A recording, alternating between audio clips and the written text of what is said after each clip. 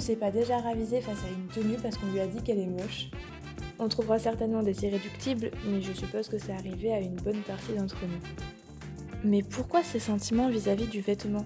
Et puis au final, c'est quoi la définition d'un vêtement?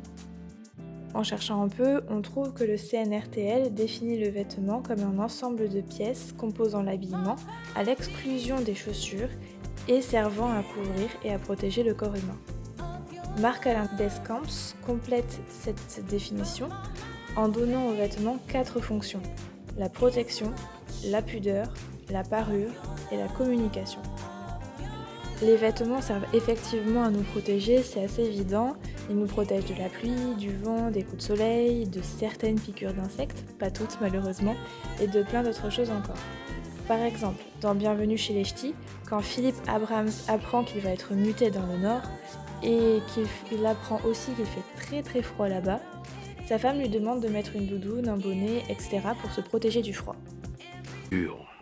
Il fait très froid. Oh. En été, ça va, parce que tu as 0, 0,1. Mais l'hiver, ça descend. Moins 10, moins 20, moins 30. Tu dis, je reste couché, il te foutu du moins 40. Moins 40. En plus de nous protéger, le vêtement couvre également notre corps. En effet, notre corps est découpé grossièrement en 2 zones, les parties nobles ou montrables et les parties honteuses qu'il faut cacher. Ces parties honteuses nous montrent la localisation de la pudeur qui varie en fonction des époques, des lieux et des cultures, mais aussi des individus. Par exemple en France, les zones de pudeur sont généralement situées autour du pubis, des fesses et de la poitrine chez les femmes, et ça varie entre les individus en fonction des complexes de chacun. On perçoit l'importance du vêtement comme couverture des zones de pudeur dans des sketchs où les protagonistes jouent avec la nudité, où on pourrait voir la zone honteuse, mais on ne la voit pas, et on voit que ça fait rire les gens qui observent la scène. Comme dans cette scène des bronzés, par exemple. Arrêtez de papier.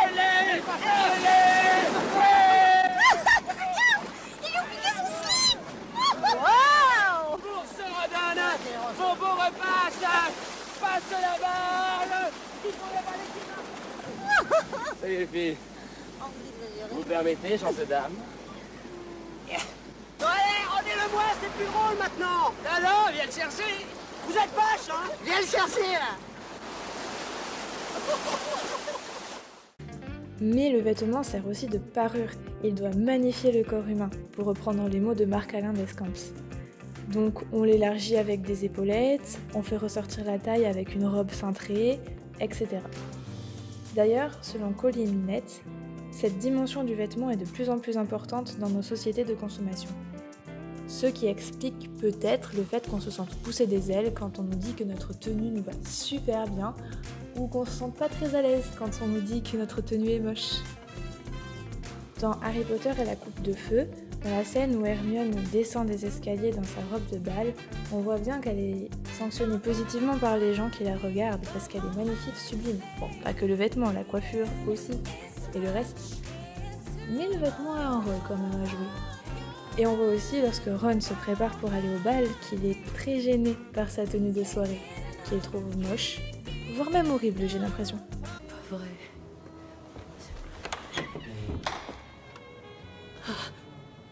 Qu'est-ce que c'est que ça? Qu'est-ce que c'est? Ma tenue de soirée? Elle est trop géniale. Pas de dentelle, pas de fanfreluche de chochotte. C'est vrai que la tienne est plus traditionnelle. Traditionnelle? Antique, oui.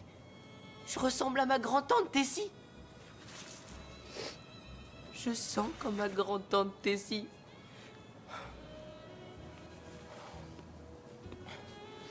Je veux mourir. Enfin, les vêtements permettent de communiquer certaines choses. On leur donne de la signification, on leur donne du sens, donc on communique. Par exemple, dans Harry Potter, la couleur des vêtements marque l'appartenance à une maison et donc à un système de valeurs. Gryffondor, en rouge, est associé au courage, à la hardiesse et à la force. Les Poufsouffles, en jaune, sont plutôt associés à la loyauté, à la patience et au côté travailleur. Roland Barthes explique que la signification du vêtement croît au fur et à mesure que l'on passe de l'habillement au costume. Donc il divise les vêtements en deux catégories. L'habillement, qui concerne toutes les dimensions individuelles du vêtement, et le costume, qui est son aspect plus collectif. Pour mieux expliquer ce qu'est l'habillement, Olivier Burgelin, désolé pour la prononciation, donne l'exemple du degré d'usure, du choix des couleurs, à l'exception des couleurs ritualisées comme par exemple le kaki pour l'uniforme militaire, ou encore l'utilisation d'une pièce à un moment incongru, comme porter une robe de mariée pour aller faire les courses. Les faits d'habillement sont concrets et directement observables. Roland Barthes ajoute qu'ils sont faiblement significatifs et qu'ils expriment plus qu'ils ne signifient quelque chose. Maintenant que l'habillement est un peu plus clair, il faut se pencher sur le costume. Donc, Olivier Burgelin explique que les faits de costume sont toujours abstraits et sont composés des formes ou couleurs ritualisées, des usages fixes, des gestes stéréotypés. Donc, par exemple, un costume serait l'uniforme militaire ou les robes d'avocat. Colin Lett explique que dans toutes les sociétés, le vêtement est ainsi utilisé dans le but de classer, de séparer les individus pour marquer leur appartenance à des groupes particuliers. Enfin bref, habillement et costume se définissent l'un vis-à-vis de l'autre, par un rapport d'opposition. Olivier Burgelin explique que les faits de costume deviennent des faits d'habillement. Par exemple, quand la mode féminine diffuse un fait d'habillement, que ce soit par les défilés ou les journaux de mode, il peut devenir un costume petit à petit, c'est-à-dire que l'usage individuel est imité collectivement. On peut aussi dire que c'est par leur corrélation dans un système symbolique que les pantalons sont produits pour les hommes et les jupes pour les femmes, donc deviennent des costumes, plutôt que par leur capacité de satisfaire un besoin matériel. Les objets, les choses, n'ont donc une existence dans la société humaine que par la signification que les hommes peuvent leur donner. La signification que l'on pose sur les vêtements a une histoire. C'est pas un hasard si tel vêtement est considéré dans notre culture pour les femmes et tel autre pour les hommes.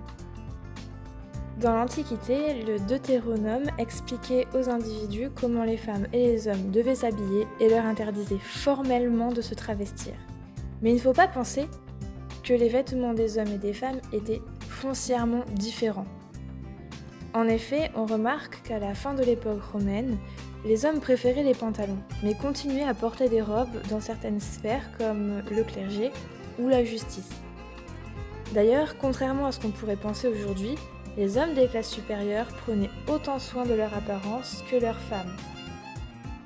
Ensuite, on va sauter le Moyen-Âge pour arriver en Renaissance. C'est à cette époque qu'apparaît une promotion des femmes par la beauté selon Georges Vigarejo. À cette époque, la femme est en partie affranchie des choses qu'il a diabolisées. Elle approche la perfection par la beauté. Cette dominance de la beauté féminine s'apparente à une réhabilitation. C'est une première forme de reconnaissance sociale. Puis, au XVIIIe siècle, apparaît une rupture brutale entre les apparences masculines et féminines. Quentin Bell, dans Mode et société, essai sur la sociologie du vêtement, explique cette rupture par l'hypothèse que les hommes n'avaient plus besoin d'étaler leur richesse du fait de l'essor de la bourgeoisie.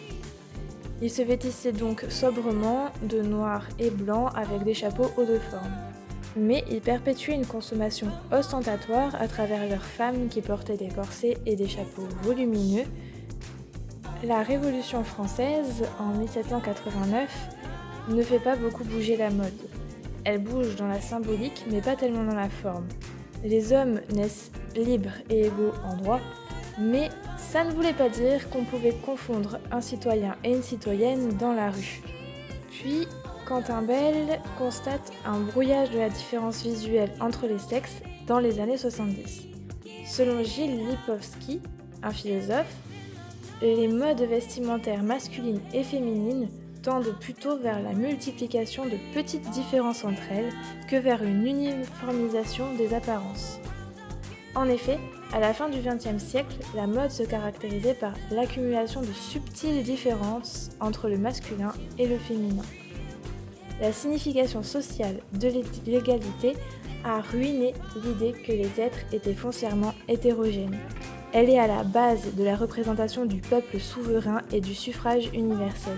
Elle a contribué à émanciper les femmes, à déstabiliser les rôles, statuts et identités. Pourtant, elle n'a pas réussi à déraciner la volonté des sexes de manifester par des signes frivoles leurs différences. À mesure même que les symboles les plus ostensibles du partage s'atténuent, apparition d'une mode féminine faisant place aux lignes plates, aux cheveux courts, aux pantalons, d'autres surgissent, contrecarrant la tendance démocratique à rapprocher les deux extrêmes. Fureur du rouge à lèvres après la Grande Guerre, des vernis à ongles après 1930, du maquillage des yeux à partir des années 1960. On peut prendre l'exemple de Yves Saint Laurent qui lance un smoking pour femmes en 1966 et qui l'associe à du rouge à lèvres et des talons aiguilles. Chez les hommes, on peut prendre l'exemple du rose qui revient sur le devant de la scène avec la marque Eden Park, marque de polo de rugby, assez virile dans l'imaginaire collectif. Selon Catherine Tourmalène, une ethnologue, assembler les vêtements assignés masculins et ceux assignés féminins dans une même tenue permettrait de rétablir par leur seule présence le dimorphisme vestimentaire sexuel. Donc, ce qu'on peut tirer de cet historique, c'est que les vêtements sont soumis à beaucoup de normes, ou du moins la façon de s'habiller est soumise à beaucoup de normes, concernant ce qui est adapté ou pas en fonction de l'âge, du sexe, etc. Toutes ces normes sociales doivent s'apprendre. Mais déjà, comment se créent ces normes ? Colin Lett explique que les conduites humaines sont toutes canalisées dans une certaine direction par la société. Cette dernière est conçue comme une réalité à la fois subjective et objective. En effet, l'être humain partage ses expériences subjectives par le biais d'un système de signes, le langage, et appréhende le monde par sa subjectivité, puisque les représentations associées aux signes utilisés varient d'un individu à l'autre. Donc on peut dire que l'homme crée son monde qui le détermine en retour.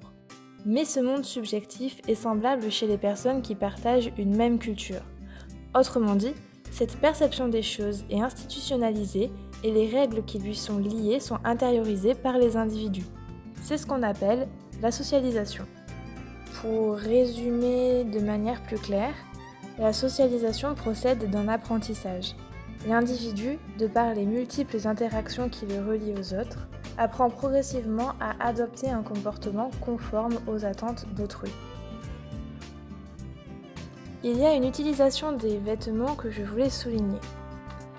Comme les codes vestimentaires véhiculent beaucoup de messages, il n'est donc pas étonnant de voir les personnalités politiques s'en servir pour appuyer la diffusion de leurs idées par exemple.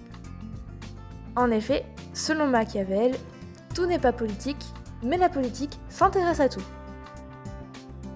Annie Burger-Roussenac et Thierry Postorio se sont penchés sur cette question, et ils ont remarqué qu'il y a deux types d'usage du vêtement en politique. Le premier, c'est le vêtement utilisé pour imager les prises de position politiques. Par exemple, Yanis Varoufakis, dans un milieu où les hommes se parent souvent de costume-cravate, choisit de porter la chemise légèrement sortie du pantalon. Dans un article du Monde, il explique « Quoi de mieux, après tout, pour matérialiser un esprit de liberté et de totale insoumission à l'autorité que de porter sa chemise hors de son jean ?» Le vêtement peut aussi être utilisé pour illustrer le pouvoir. Par exemple, Evita Perón incarne le soutien populaire au régime argentin. Elle aimait se parer de dorures et de diamants, ce pourquoi elle a été critiquée par l'opposition. Alors, plutôt que de les retirer, elle a revendiqué le droit pour les pauvres de porter ces mêmes parures, et par ce fait, les a dotés d'une grande puissance politique. Enfin bref, comme quoi, la question des vêtements n'est pas si futile que ça.